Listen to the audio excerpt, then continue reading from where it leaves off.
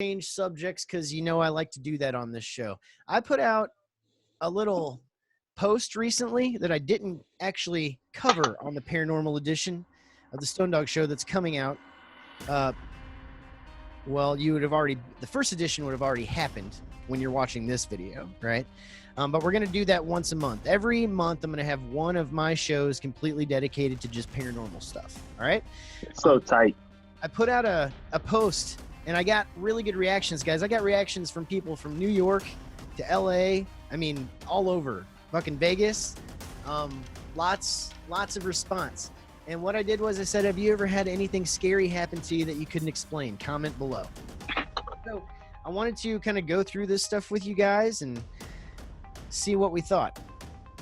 First one I want to mention here. This is Gemma Young. She says, at about age 11, I lived in an old farmhouse in Wisconsin. One morning at dawn, in that half awake, half asleep state, I was pulled along with the blanket I was laying on off the end of the bed. I was lying on my stomach at the time, thought my sister had done it as a prank. She was sound asleep in bed, as were my parents. Only other people in the house. So she's saying the only other people in the house were her parents. Said there's lots of supernatural happenings in that house experienced by me and my mom. It's pretty creepy, right? Boo. Let's see. We got Christina Moreno. She says the scariest I've ever witnessed was sleep paralysis. She says, I feel like I want to experience that more often, but then again, she doesn't. And I said, hey, no fucking thank you, right? And somebody else, Simone Reese, she says some people say that's the devil laying on you. And Christina comments back. She said, most likely true because something was definitely on top of me, but it was in the form of an old, ugly hag dressed in nothing but black. Pretty fucking creepy, right? Linda, so do you guys like the band Dredge? yeah, love that band. They wrote an album about sleep paralysis. Really? Yeah, El Cielo. I personally experience that constantly, multiple times a week, and Really? it's the what? It's the most terrifying thing. Listen, man. Yeah, Gabe, 100%. Yeah, I experience it twice a week at least, at minimum. I had it last night. So do you see anything whenever it happens to you? So, let me ask you this question. Have you experienced sleep paralysis? Let me tell you this, and don't think I'm crazy, okay? No, I don't. Because I'm not, like, I was raised very religious, and I don't agree with a lot of things from the church, but Yeah. I'm not. Jesus is great. I believe in good and evil, and I believe that there is a God. I believe that there is something that's greater than that. And every time I've ever been in a bad situation, when I've prayed how I learned to pray growing up, and just brought Jesus into it, that has always solved everything. And I mean, like, instantly. So I don't know if that has anything to do with it, and it could just be that it never happens to me. But anytime I ever feel anything, like, I kind of just have my way of dealing with it, and it doesn't. You trust in God and you go forward, yeah. So it doesn't, and I'm not saying, like, I'm not the typical go to your church every Sunday Christian, but, like, I know what the Bible says, and I also know that was put together by a lot of dudes. But some of it, like, there's parts that came from something that was very important, right? Like, so, and everything, and not just that, there's other books that were written that weren't included in the Bible that I think have a lot of really great things to say. But basically what I'm getting at is, no, I don't have that happen to me, and I think it might have something to do with that. And I'm not saying that that you are a bad, don't take that wrong either. You know what I'm saying? Like, no. Listen, man, at a young age, I realized that I didn't have a religious drawing. I didn't have something that, like, made me go one way or the other. I grew up Pentecostal. I'm sorry. No, Assembly of God was basically Pentecostal. Yeah. So it was rough. I had a lot of things forced upon me. And my thing is, nothing should be forced upon anyone. You go with what you feel. What feels natural to you? How do you feel about this? How do you feel? If you were like, I believe in Shane. Shane's like, my God. I'd be like, cool, bro. Shane's a good ass dude. I do believe in you. Shane. Give it up for my boy Shane. Hope you live that life. Shane voted for Satan in the last Tournament of Death, by the way. Satan, that's awesome. All right, go ahead. Sorry. But in any case, man, like everybody has their fluctuations or whatever. But I totally lost my train of thought. I'm not gonna lie. You guys You're make talking me about drink sleep paralysis and stuff. Yeah, the sleep paralysis stuff. But the sleep paralysis, like I have experienced that so much, and it comes down to the fact that like I'll be completely out cold, and all of a sudden I'm in a dream. I'm making ice cream in Italy with pitchfork. Just a dream, right? And all of a sudden I'm like, oh my God, I'm awake. In my dream, Whoa, I'm like lucid oh dream. my God. Yeah, lucid dreams. I'm awake. I know everything that's happening around me. I can hear my dog licking their crotch next to me. And I want to react to that, but I can't. I'm like, oh my God, I wish my dog would shut the fuck up. Or I have the bad ones where like I'm actually where the lucid dream falls into that situation to where I am having that where something's holding me down, like where it interact and like I'm somebody's actually holding me down. Whether I was in a football game and somebody holds me down, they keep holding me down and I can't get up from it. But like it gets to this point where like I can't resist anything, and I'm trying to yell, I'm trying to scream, I'm trying to get out of this situation that I'm in, but I can't. And dude, that shit gets to a point where I think that it's not necessarily a chemical like how do they explain it? Like a chemical is too like some kind of chemical reaction or like REM sleep they say and that, shit like they, that. They say that when you're sleeping, that chemical that comes into your brain that makes you stay asleep so you don't wake up to the little noises or sounds or whatever. But like it gets to a point where like I can't wake up. I'm completely aware of everything that's going on around me, but I can't change it. So sometimes it's scary, but sometimes like, have you ever had sometimes it's like, funny. You're like, I'm gonna fly. Like I'm just gonna, because to me it's like if it happened to lucid dreams are cool because you're like, hey, I'm in marshmallow land in chocolate syrup country, and I'm gonna eat all the marshmallows and chocolate. Actually, I'm gonna go fucking. I'm gonna play GoldenEye. You motherfuckers. Like, that's a lucid dream where you can control what you do, right? But then you have those situations where it's not a lucid dream, where you can't control anything, and there's literally, it feels like the pressure on your chest holding you while you're sleeping. This shit's deep, man. This got too deep. No, it's okay because it makes me think, right? Like near-death experiences a lot of times, they say because of different chemicals being released in your brain, and it's almost like, sleep and people seeing shadow people and stuff like that. Like it's almost like it's shadow people same thing, right? It's almost like it might be, but I tell you, I mean, this is the closest thing I've ever had to that. I think there was a time, true story. When I was little, my mom had a mannequin in the basement. I'm talking little. I was little, right? I'm already done with the story. I was terrified. She even named her Jane because she knew I was scared of her, right? Just fuck with me. So the other thing about this mannequin is she wasn't sitting on her legs. She was sitting on the ground. So it was a half mannequin with no arms and just sitting on the ground. Why did your mother do that? I don't know. But anyway, so I had this dream, and I was little at the time, but I remember I had this Lifesavers trash can, okay, in my room. It was like it's about that tall probably, right? In my dream, I was playing in my room, and Jane the mannequin came out from behind, like came out, no arms, nothing, from behind this fucking trash can, and like got me on the ground and was on top of me, okay?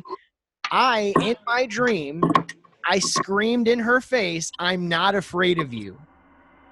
I woke up, and I swear to God, I was never afraid of that fucking mannequin ever again. And that's not trying to be a hard ass. Like, that really happened. Another thing, I don't know if this was a dream or not, and this is the only reason I'll mention it. But when I was, I think I might have been 3. I was running around a rose bush, and I could tell you where that fucking rose is right now if I saw that rose bush. But I'm running around the bush, and this flower opened up. Okay, and I could have been dreaming. I was little, but I remember this flower opened up, and it had like a face, like it said like a bloom, and it goes, "Hello, Gabe." I ran inside. I told my mom what happened. Nobody believed me. And then I went back out there and it was gone.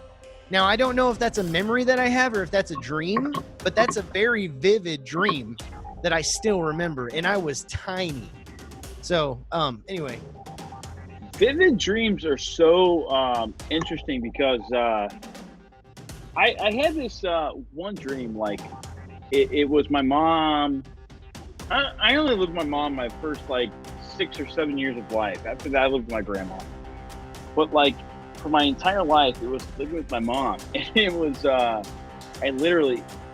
went outside to take the trash out because my mom flipped out if I didn't take the trash out. So I went outside to take the trash out.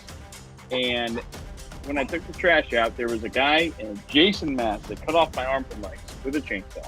Whoa. That same dream, eventually, I just blew it off. You know, as you become older, you become more cognitive and you understand things better. And I realized that was a dumb dream.